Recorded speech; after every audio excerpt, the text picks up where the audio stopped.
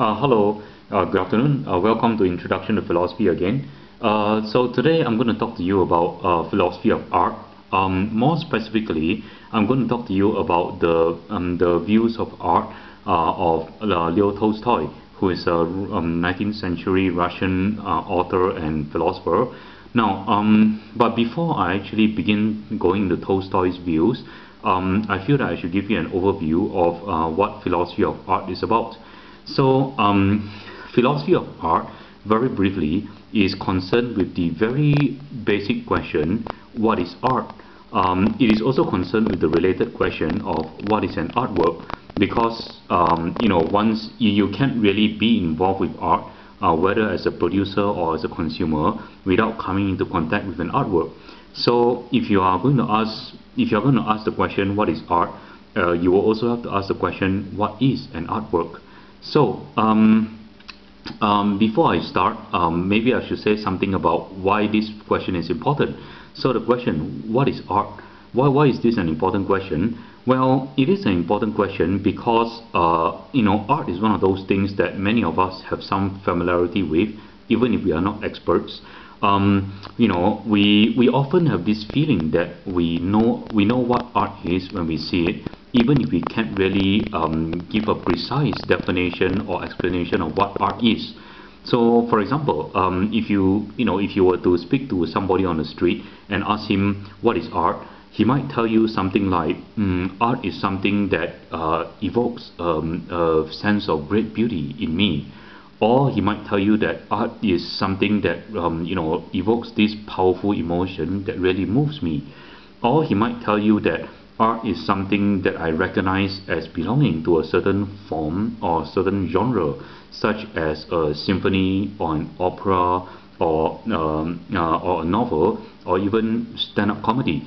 And somebody might also say that I recognize art to be art because it's usually something that is created as part of a certain tradition. Like, for example, most schools of most artworks can be placed within a certain tradition or a certain movement. So there are all these various answers to what art is. But it is difficult to actually place a precise definition on what art is. So, the idea that we can have something that we know when we see, and yet we cannot give a precise definition or account of, is something which troubles philosophers a lot, because the idea is that if you to do philosophy is to love wisdom, and to have wisdom is to have among other things, to have wisdom is to have some a rational explanation of things that you encounter in the world. So if art is something that we are all familiar with, then it seems to make sense that we should be able to say what art is. So very briefly, philosophy of art is the business of explaining what art is. Okay, so having said that, let me give you an overview of the main theories of art that are out there. So mainly, briefly, there are four kinds of theories of art that are out there right now. There are the expressionist theories, the formalist theories, the aesthetic theories, and institutional historical theories. Let me go through each one briefly in turn. So, an expressionist theory of art is a theory that holds that what art is that art is about the expression or communication of emotion. And you will see that Tolstoy is actually somebody who belongs to this school. And secondly, there is also the formalist theories of art.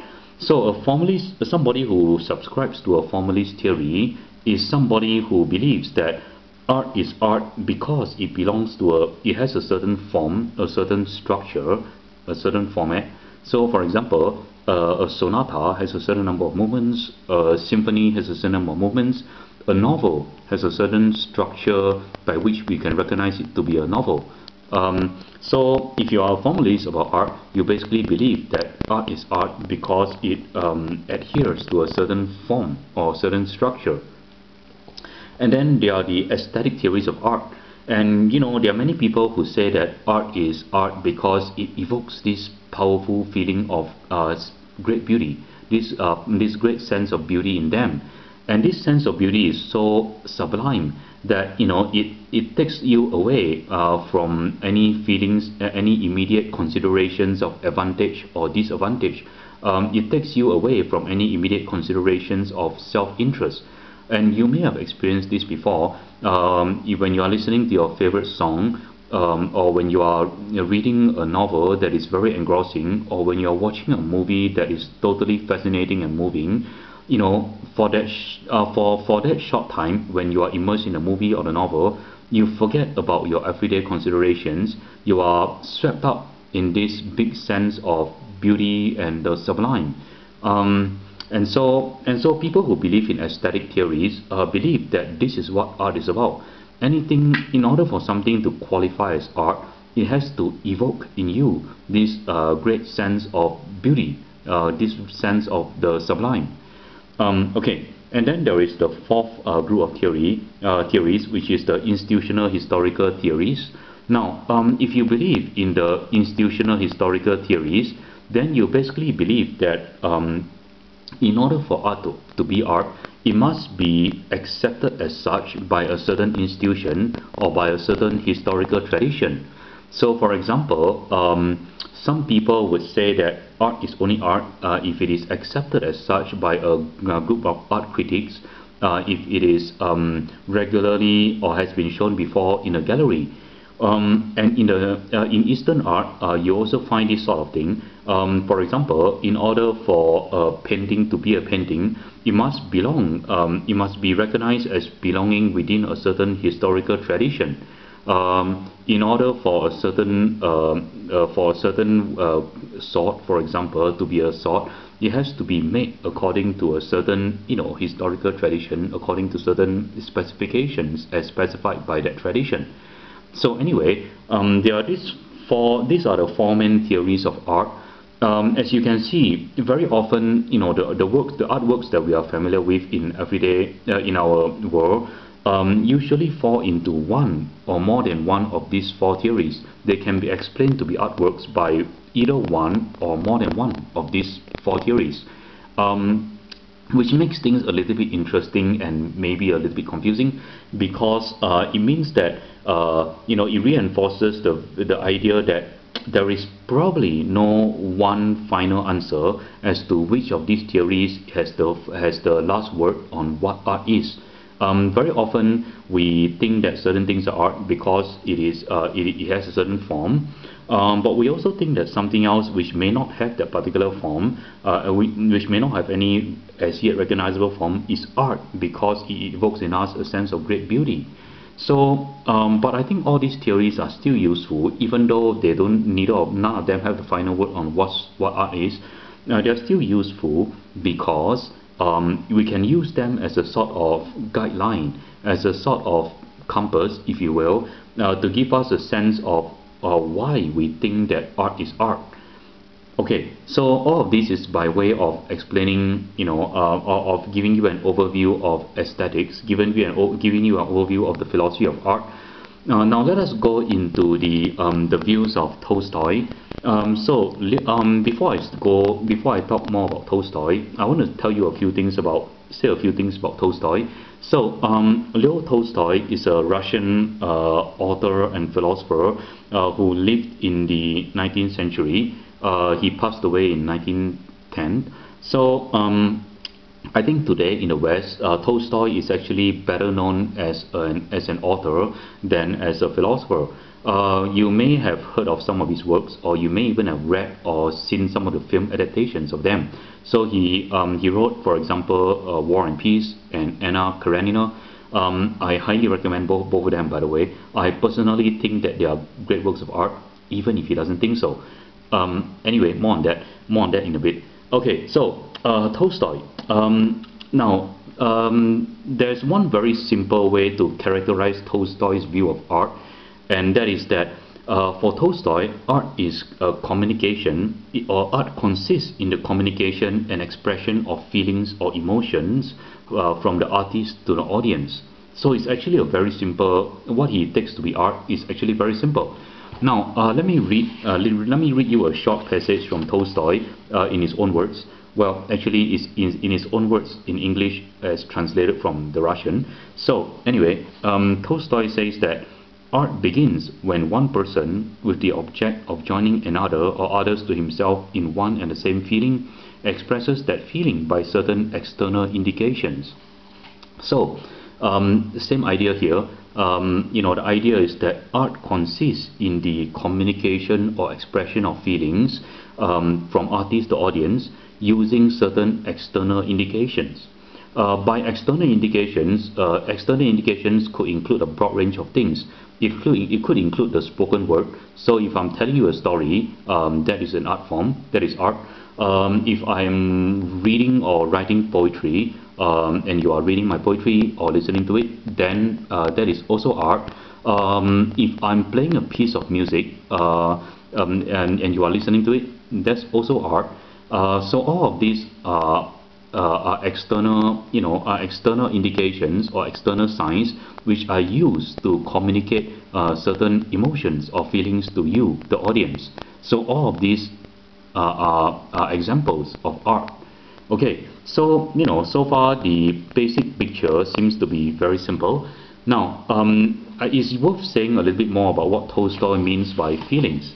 So, by feelings, Tolstoy means emotions of an everyday sort pertaining to life's many joys and sorrows. So, now there are two things that are important here. The first thing is the idea that the feelings are emotions of an everyday sort. So, so he believes that art should serve the function of communicating feelings that everyday people can understand. So he would probably look at something by he might look at something by abstract artists, or he might look at something by Salvador Dali as something that is not art, because those things, whatever feelings they are trying to communicate, if they are even trying to communicate any feelings at all, or whatever feelings they are trying to communicate are actually not feelings of an everyday sort that everyday people can understand. Now, the other thing to take note is that the feelings must pertain to life's many joys and sorrows, and you see that in some of Tolstoy's works. For example, War and Peace contains many vivid and moving images of people on their deathbed. Anna Karenina, contains many descriptions of adultery, of the feelings involved in adultery, as well as the feelings involved in forgiveness. So, in Tolstoy's novels themselves actually contains things that pertain to life's many joys and sorrows. The ironic thing is that Tolstoy himself doesn't really think of his own novels as art. I will say more a little bit later, and I'll say more about why he doesn't think his own novels and many other great novelists are art. But in the meantime, let me just read something from Tolstoy from what is art, in order to give you an example, give you a better sense of what Tolstoy means by art in this everyday sense. So, I'm going to read from Tolstoy's book, What is Art, which is actually posted on Moodle. So, here's Tolstoy speaking. To take the simplest example, a boy, having experienced, let us say, fear on encountering a wolf, relates that encounter, and in order to evoke in others the feeling he has experienced, describes himself, his condition before the encounter, the surroundings, the wood, his own lightheartedness, and then the wolf's appearance, his movements, the distance between himself and the wolf, etc. All this, if only the boy, when telling the story, again experiences the feelings he had lived through and infects the hearers and compels them to feel what the narrator had experienced, is art. If even the boy had not actually seen a wolf, but had frequently been afraid of one, and if wishing to evoke in others the fear he had felt, he invented an encounter with a wolf and recounted it so as to make his hearers share the feelings he experienced when he feared a wolf, that also would be art. And in just the same way, it is art if a man, having experienced either the fear of suffering or the attraction of enjoyment, whether in reality or in imagination, expresses these feelings on canvas or in marble so that others are infected by them, it is also art. And it is also art if a man feels or imagines to himself feelings of gladness, delight, sorrow, despair, courage, or despondency, and the transition from one to another of these feelings, and expresses these feelings by sounds so that the hearers are infected by them and experience them as they were experienced by the composer. If only the spectators or auditors are infected by the feelings which the author has felt, it is art. To evoke in oneself a feeling one has experienced, and having evoked it in oneself, then by means of movements, lines, colors, sounds, or forms expressed in words, so as to transmit that feeling that others may experience the same feeling, that is the activity of art.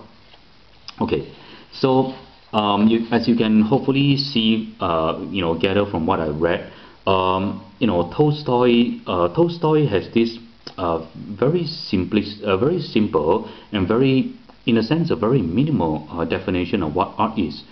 He believes that all that is needed for something to qualify as art is that there is a sincere communication of emotion from the audience. From the author to the audience. And this is true whether we are talking about storytelling or poetry or music or dance or paintings. So so there are some very very interesting implications. There are some very interesting implications of Tolstoy's views. Here are a couple of interesting implications. So the first implication is this: as you probably have already gathered, on Tolstoy's views, everyday entertainment activities like jokes and storytelling would count as art. So that means that if you were to go with a few friends to a coffee shop or to a bar, and then you tell them an interesting story, what you would be doing would be art. So in a sense, his view of art is very minimalistic and very democratic. So you might ask, why does he have this minimalistic and democratic view of art? I mean, most of us, or maybe not most of us, but many of us tend to think that art has to be something more than just telling stories to your friends at a bar or at a coffee shop. Well, in order to understand this, let's look at the other implication of Tolstoy's views. So the other implication is that according to his views, many novels and plays and movies which one would consider to be art, including Tolstoy's own novels, would not be art. Why is that? Because Tolstoy was very angry at the fact that a lot of the art of his time had become too intellectual and too cerebral. It had become so intellectual and so cerebral that you are the average person on the street who is not an art expert wouldn't be able to understand it. So, for example, and I think this is true even today. So, today there are lots of abstract art that you or I might not be able to appreciate unless we are art critics who are familiar with a particular tradition, who are familiar with a particular view of art criticism. There are some plays that are so abstract that you wouldn't be able to understand it, what it's trying to say, unless you have the advantage of a certain particular theoretical background. There are certain novels that are kind of nice to read. They are kind of interesting, but you wouldn't be able to understand it unless unless you had a certain theoretical background. And actually, Tolstoy would even say that there are many things, many novels and many plays that are actually very beautiful. For example, there are many, even today, there are many movies which have very beautiful images that evoke this sense of beauty in you. But Tolstoy would say that those movies or those plays or novels are actually not art. Because what Tolstoy would say is that the people who make those movies and novels and plays, they try so hard to create beautiful scenes and make beautiful images that the entire artwork becomes kind of insincere and artificial. So because of this, the beauty of the artwork is obtained at the cost of the sincerity of expression of emotion. And so, because Tolstoy values the sincerity of expression of emotion above everything else, he believes that he believes that there are many things, many works of art, so-called works of art that are beautiful, are not actually works of art, properly speaking. Now, you might ask, why does Tolstoy have this view? Um, Tolstoy has this view because he has some really radical religious views. He believes that both science and art must actually function to they must function to bring men closer to each other and to bring men closer to God. So, the purpose of science should be to advance knowledge so that we understand our place in the universe better, and we can have a closer relationship to God, and appreciate God and His creation better. Similarly, what art does, the function of art, according to Tolstoy, should be to give honest expression to our emotion, so that we can understand understand ourselves better as emotional beings, and in this way become purer in our emotions and become closer to God in this way, and understand God's love better in this way. So because of this overarching religious view that Tolstoy has, he believes that art should serve the function of expressing emotions sincerely and in a straightforward way. And so that he believes that any sort of art that is contrived, even if it is contrived in order to make it beautiful, he believes that any such contrivance is actually something that takes away from the true purpose of art. Now, you may or may not agree with his views, but I think that this is a really interesting is a really interesting view, because if you think about it, then a lot of things that we would consider to be art wouldn't be art on this view. For example, even great artists like Shakespeare wouldn't really be art, because Shakespeare does use a lot of plot devices and contrivances to make the stories exciting and to make his plays exciting and entertaining. Many novels that you like to read, for example, detective novels, probably wouldn't be art either, according to Tolstoy. Why? Because people who write detective novels, they are very good at coming up with very intricate plot structures in order to keep the story exciting, in order to keep you guessing as who committed the murder till the very end. So, but Tolstoy would think that this is just cleverness. It's just a clever contrivance to excite, to create excitement in you. But it is not art, because it's not sincere expression of emotion. So, according to Tolstoy, again, long story short, according to Tolstoy, the only thing that would count as art is something that involves the sincere expression of emotion. So, for Tolstoy, what the people whom he would consider to be true artists would be people like Dickens, and also people like Victor Hugo, the person who wrote Les Miserables, because both Dickens' novels and Les Miserables actually portray human joy and human sorrow in a very realistic, unvarnished form. So in this way, we can say that probably only Victor Hugo and Charles Dickens and a few other people would qualify as artists, as great artists in Tolstoy's sense. And of course, you and I, in Tolstoy's ways, can also be artists, because if you go to a bar or go to a coffee shop and tell a story sincerely to your friends, in order to infect your friends with your feelings, then you are also an artist. But you may not be a great artist, because you may not have the sort of you may not have the sort of closeness to God. You may not have the sort of great emotion to convey in your work. Okay, so that's about all I have to say for Tolstoy. For Tolstoy on art today. I would say, if you have a chance, there's obviously no time to do this in this course, since it's an online course. But if you have a chance, please, take some time to read some of Tolstoy's works. I especially recommend Anna Karenina and War and Peace. They are really long books, but they are definitely worth reading, and I think they are great works of art, even if Tolstoy disagrees. So thank you very much. I'll see you soon. Bye.